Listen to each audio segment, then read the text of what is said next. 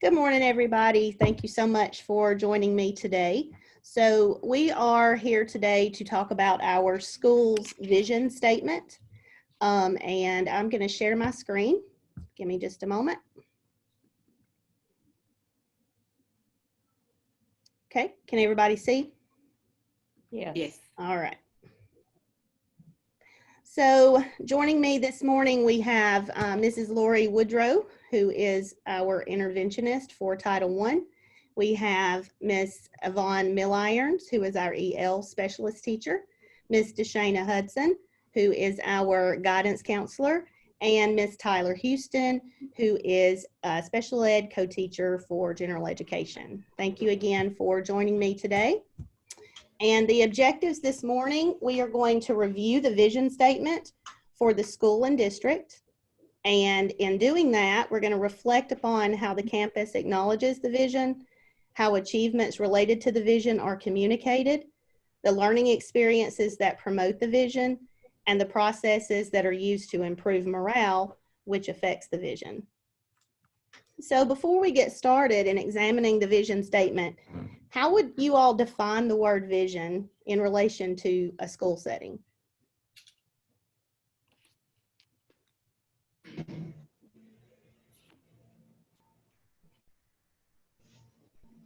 What is a vision in relation to the school? I would say where we want our students to go, like where we want our school to be, in the future. Pretty much, I was going to say the same thing. Basically, our hopes and goals and achievement for our students in order to fulfill their potential.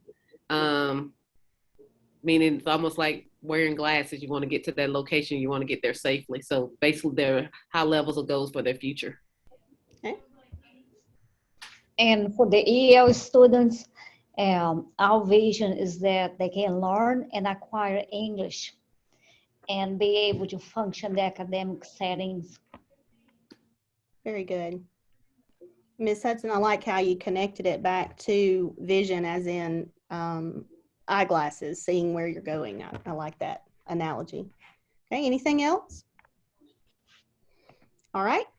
Next, we're going to look at the vision statement for Oxford City Schools, which is the same vision statement that we have here at CE Hannah.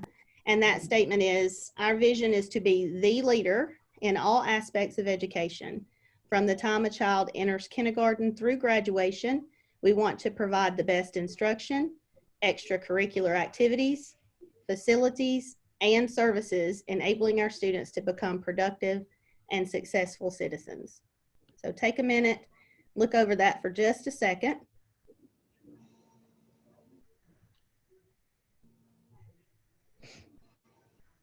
So in that vision statement, what stands out most? What would you consider to be the most important part of that vision statement? What stands out most to you? What stands out to me is the part to become productive and successful citizens. Hopefully everything that we're teaching them here from the time they are into the education setting, like I said, from kindergarten, but we're taking them in as pre now, that whatever we teach them, that they will be able to apply it in the real world to become successful citizens, something that we have taught them. Because it says through graduation here, but I hope what we have instilled in them will carry over into their, I guess you would say, the social aspect on the outside of the school setting. Absolutely. And I was going to say, like, not only academics are we teaching them, we're trying to teach them, soft skills and, being just an overall kind, individual. Like, the world needs more people that are like that. So, and what stood out for me is the fact that it should be a leader in all aspects, like the holistic, not just like, the same thing that Houston and Ms. Hudson said, not just in the school setting, but outside of the school as well. Prepare the kids, to be successful in school as well as in the, outside of school settings. I agree. I think to piggyback off of what you all are saying, I think it's our job to make sure that we develop a well-rounded child, a well-rounded individual that can live and be successful and be a responsible citizen. That's our goal. Mm-hmm. Okay. All right. So in trying to achieve that vision of producing these successful citizens, there are certain things that we have to do as a faculty to get there. So I have some questions for you that I want you to think about and how they connect to the school's vision statement. All right, so question 1, how does the campus acknowledge, recognize, and celebrate those who implement strategies in support of the campus vision?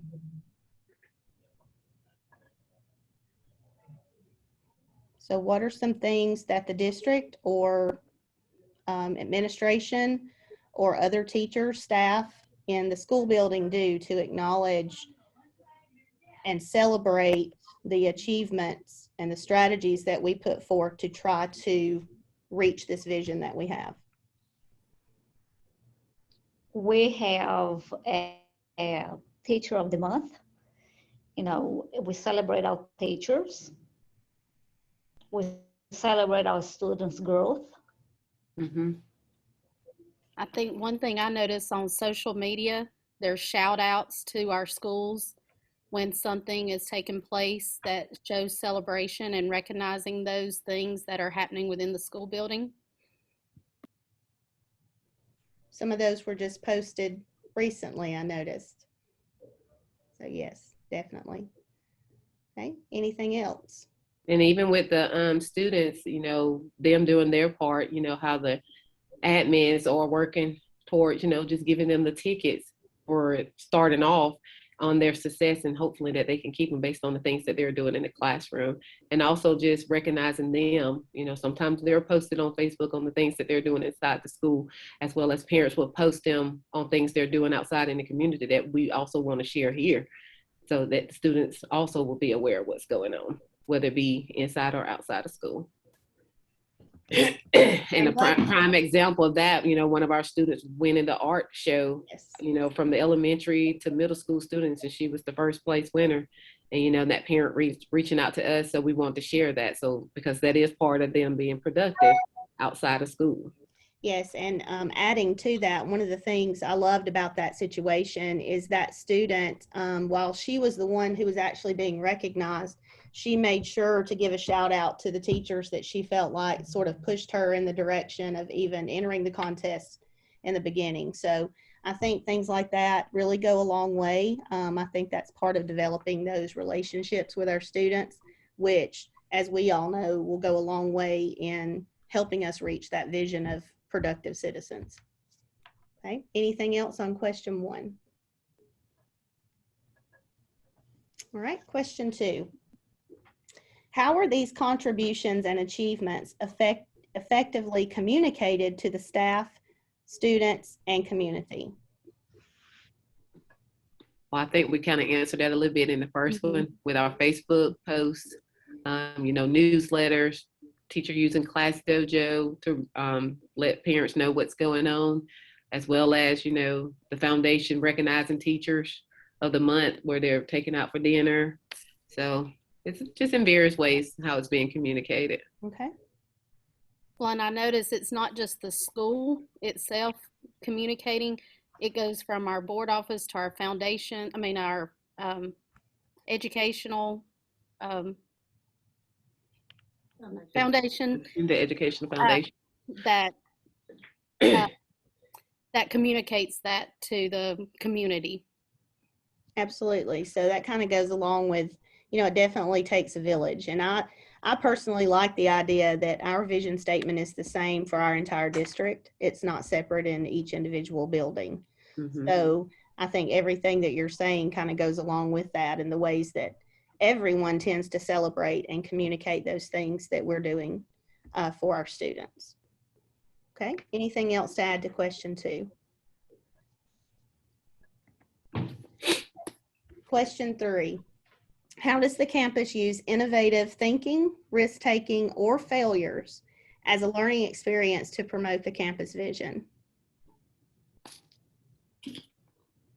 The one thing I know that we do is celebrate growth in our students, not necessarily, they didn't get, as high as another kid.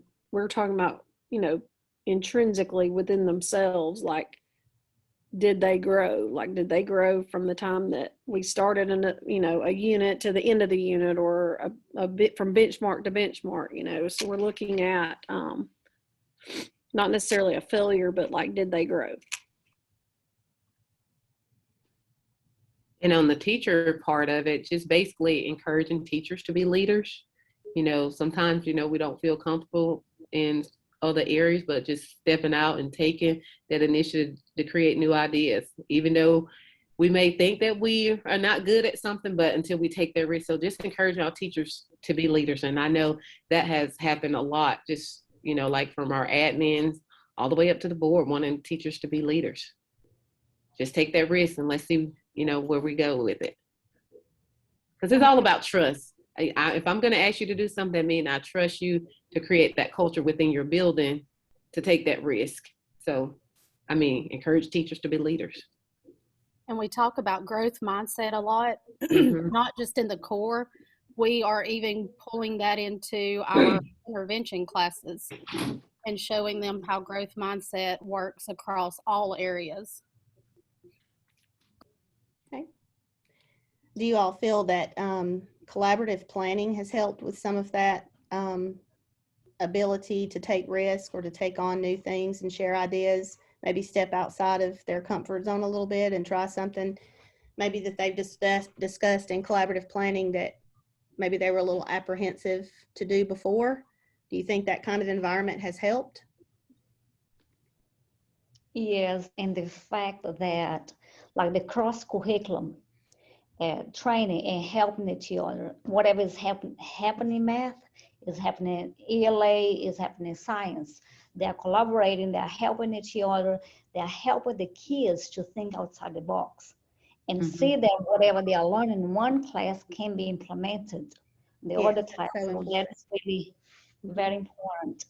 Yes. Sometimes we just have to be risk takers. We got to challenge, sometimes like I said, things that we're not used to, and we're just afraid to take that risk, but sometimes it works for kids and you not even realize what you're doing is actually benefiting them as a whole.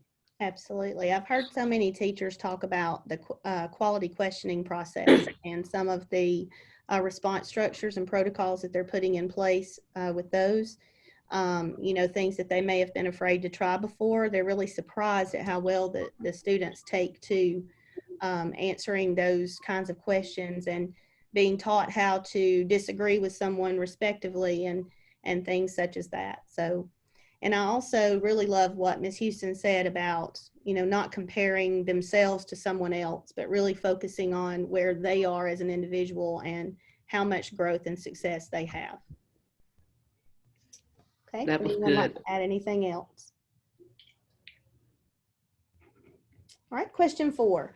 What processes are used in improving morale, which moves the campus toward the realization of the campus vision? So let's think about this question for a moment, because this one tends to focus primarily on morale of the faculty. But I think we can all agree that that will in turn affect how effective we are in reaching our students as well. So what are some things that you think are used to improve morale in the building or in the district? I think having our jacket joy throughout the year, I think that really has boosted the morale. Just little things to show we appreciate you, we appreciate your hard work, what you're doing. It doesn't go unrecognized that everything you're doing is making a difference. Ms. Woodrow, would you sort of explain Jacket Joy and who those people are and how it came about?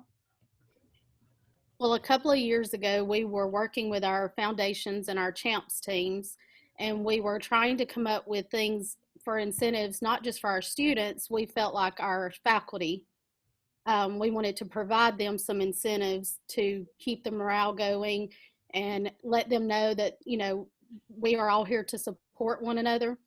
And so a few of us from the team, we got together after the meeting and we decided we were going to create our Jacket Joy group.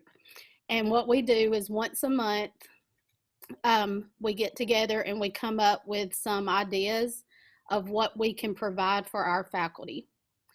And so every month we go around to the faculty, or we'll have places set up within the school, and they are able to come and enjoy some kind of incentive for them as well. And just to show them we appreciate you and everything that you're doing. I can honestly say in the 24 years that I've been in Oxford, actually this is 25, but in those years, I think that people have been more receptive to the Jacket Joy than just about anything that I've seen like this that's been done to improve morale. I think just the smallest things sometimes can brighten somebody's day, and it can go a long way in changing their attitude and how productive that they want to be. They're going to, be more motivated. Everybody likes to be recognized and appreciated. Something else we did with our Jacket Joy, not only do we do the monthly thing for the faculty, we started our Jacket Joy Pals, and we have secret pals that we provide them something once a month, just as an appreciation and thank you, and we're thinking of you. And at the end of the year, we find out who our pals are. And unless you have to go on a 3 weeks hunt to find out who your pal is. Yes, and we make it fun. And we also have a T-shirt that has been made that says Jacket Joy on it. And I have it on today. So our faculty has really embraced that, and we see that being worn throughout the school. And it's just a reminder of, we're here together. Yes. And we want to bring joy to our faculty. And when we have joy with our faculty, it flows into our classrooms. Absolutely. And students see that. And Ms. Wildrow celebrating the birthdays too. Everyone gets donuts. That's right. Donut Day for September birthdays. Absolutely.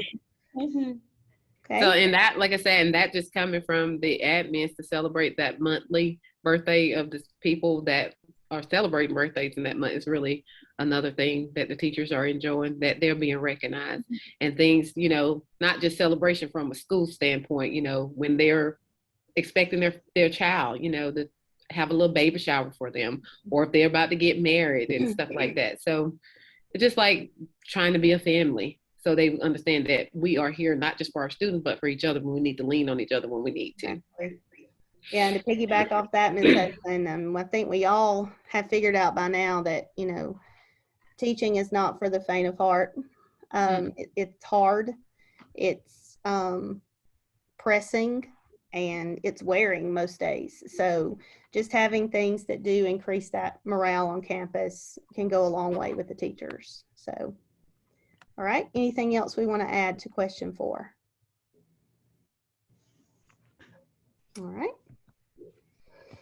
All right, so before we end today, just a couple of questions, maybe just for thought. But what might be the next steps that we need to take in an effort to achieve this school vision we have of producing those successful and responsible citizens?